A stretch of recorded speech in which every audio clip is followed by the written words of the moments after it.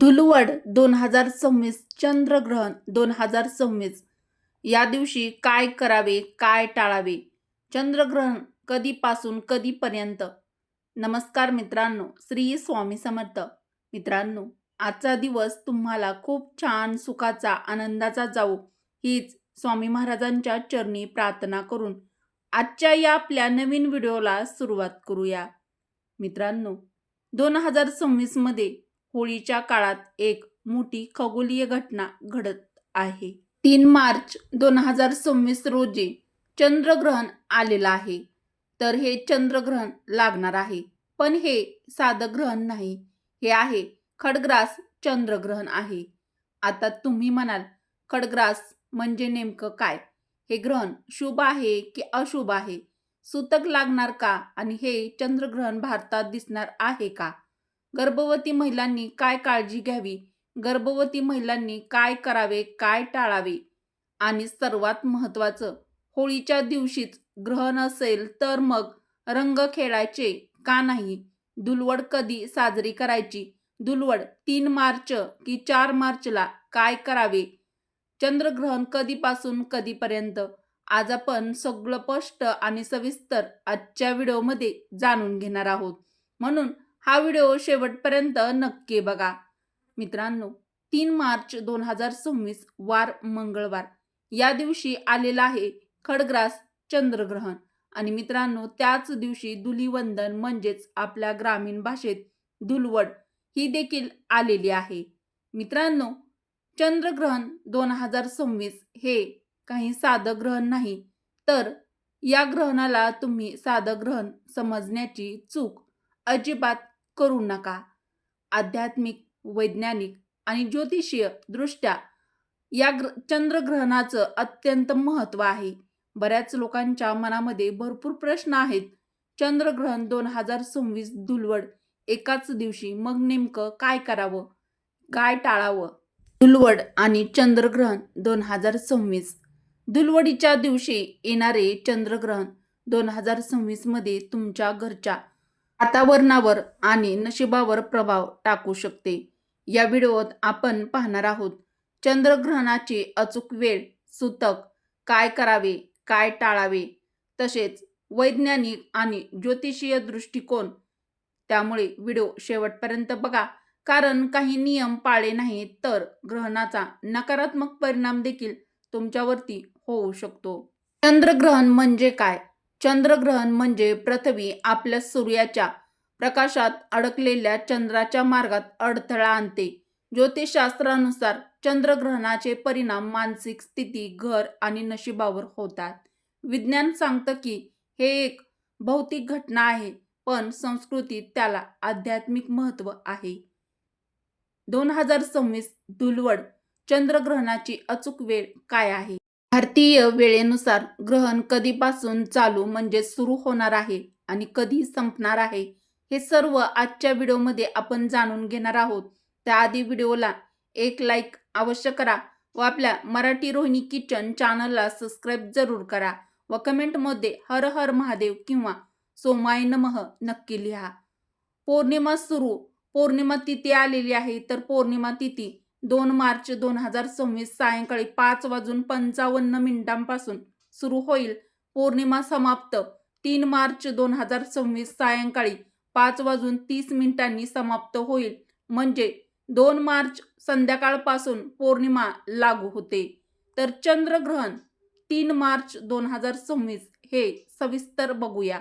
आता सर्वात महत्त्वाचा भाग, 3 मार्च 2026 रोजी फाल्गुन पौर्णिमेलाच चंद्रग्रहण लागणार आहे. आणि हे ग्रहण एकदम अचानक लागत नाही, तर ते टप्प्याटप्प्याने पुढे सरकत जातं. तर मग आता वेळेनुसार हे ग्रहण समजून घेऊया. सर्वप्रथम दुपारी 2:12 उपछायाग्रहण सुरू होईल. याचा अर्थ काय? पृथ्वीची बाहेरील हलकी सावली चंद्रावर पडायला सुरुवात होईल. या टप्प्यावर साध्या डोळ्यांनी काही विशेष फरक जाणवत नाही. चंद्र थोडासा फिक्का दिसू शकतो, पण अनेकांना लक्षातही येणार नाही. यानंतर 3:19 खड्गग्रास टप्पा सुरू होईल. आता पृथ्वीची गडद सावली म्हणजेच मुख्य सावली चंद्राला स्पर्श करेल. इथून पुढे चंद्राचा एक भाग काळवंडलेला दिसू लागतो. हा क्षण खूप महत्त्वाचा मानला जातो. यानंतर 4:33 पूर्ण अवस्था सुरू होईल. या क्षणी संपूर्ण चंद्र पृथ्वीच्या सावलीत जाईल. जगातील काही भागात चंद्र लालसर म्हणजेच ब्लड मून स्वरूपात दिसेल. ही अवस्था अत्यंत प्रभावी मानली जाते. आता सर्वात शक्तिशाली क्षण 5:02 ग्रहणाचा मध्य होईल. हा ग्रहणाचा सर्वोच्च बिंदू असतो. ज्योतिषशास्त्रानुसार हा काळ सर्वाधिक ऊर्जायुक्त मानला जातो. यानंतर 5:31 पूर्ण अवस्था समाप्त होईल. चंद्र हळूहळू सावलीतून बाहेर पडायला सुरुवात करेल. 6:45 खड्गग्रास समाप्त. आता चंद्रावरची गडद सावली पूर्णपणे हटलेली असेल आणि शेवटी 7:50 उपछाया टप्पा पूर्णपणे समाप्त म्हणजेच ग्रहण संपेल. मात्र लक्षात ठेवा मित्रांनो, भारतामध्ये चंद्र सुमारे 6:30 आसपास उगवतो. म्हणून पूर्ण लाल चंद्र भारतात दिसणार नाही. फक्त शेवटचा टप्पा काही ठिकाणी दिसू शकतो. चंद्रग्रहण भारतात दिसणार का? हा सर्वात मोठा प्रश्न तुमच्या मनात आहे. तर भारतामध्ये चंद्र उगवण्याची वेळ सुमारे 6:20 ते 6:40 संध्याकाळी आहे. म्हणजेच पूर्ण लाल चंद्र ब्लड मून भारतात दिसणार नाही. फक्त शेवटचा खडग्रास भाग काही भागात दिसू शकतो. म्हणून सोशल मीडियावर फिरणारे पूर्ण लाल चंद्र भारतात दिसणार हे पूर्ण सत्य नाही. तर मग सुतक पाळायचं का? सर्वात मोठा प्रश्न. ज्योतिषीय दृष्टिकोनातून मित्रांनो, आता सर्वात महत्त्वाचा प्रश्न सुतक पाळायचं की नाही? ज्योतिषशास्त्र आणि धर्मशास्त्र स्पष्ट सांगतात, ज्या प्रदेशात ग्रहण दृश्यमान असते म्हणजे दिसत असते त्या प्रदेशात सुतक अवश्य पाळावा. 3 मार्च 2026 रोजीचे चंद्रग्रहण भारतामध्ये अंशतः का होईना पण दिसणार आहे. चंद्र उगवल्यानंतर त्याच्यावर सावली दिसेल म्हणजे ग्रहण दृश्यमान आहे आणि म्हणूनच भारतात सुतक काळ पाळणे अत्यंत आवश्यक आहे. चंद्रग्रहणाचा सुतक काळ कधी सुरू होईल? तर चंद्रग्रहण सुरू होईल दुपारी 2:12. धर्मशास्त्रानुसार चंद्रग्रहणाच्या 9 तास आधी सुतक लागू होतो. म्हणजेच सकाळी अंदाजे 5 ते 5:30 सुतक काळ सुरू मानला जाईल. सुतक काळात काय करावे? सुतक काळात देवपूजा थांबवावी, मंदिराचे दरवाजे बंद ठेवावेत, शिजवलेले अन्न झाकून ठेवावे, मंत्र जप करावे, ध्यान करावे. हा काळ अपशकुनाचा नसतो, तर हा काळ आत्मपरीक्षणाचा असतो. तर धुलवड कधी साजरी करावी? हा आता सर्वात महत्त्वाचा भाग. अनेक जणांच्या मनामध्ये निर्माण झालेला सर्वात मोठा गोंधळ आणि महत्त्वाचा प्रश्न. तर पौर्णिमा समाप्त कधी आहे? तर 3 मार्च सायंकाळी 5:30 नंतर प्रतिपदा सुरू होते. 3 मार्चला संध्याकाळपर्यंत ग्रहण चालू आहे. शास्त्रानुसार रंगाची होळी प्रतिपदा तिथीच्या सूर्योदयानंतर साजरी करतात. म्हणून धुलवड 4 मार्च बुधवार सकाळी साजरी करण्यात येईल. 3 मार्चला नाही, कारण 3 मार्चला चंद्रग्रहण आहे. त्यामुळे धुलवड साजरी करता येणार नाही.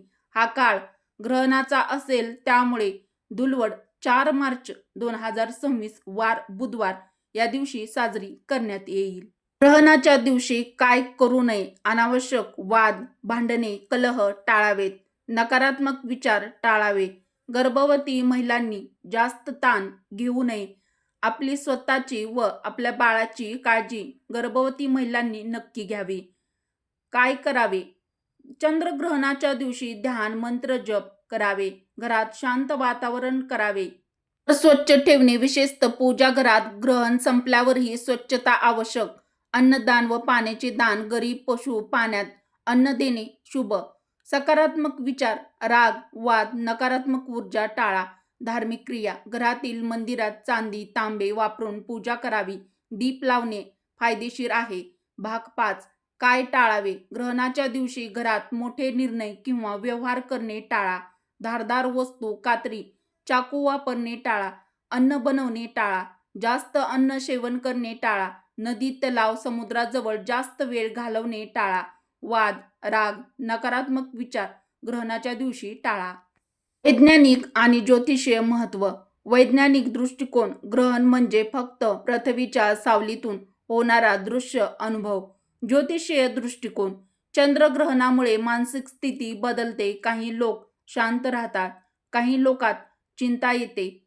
घरातील ऊर्जा टिकवण्यासाठी नियम पाळणे अत्यंत आवश्यक आहे. भाग 7.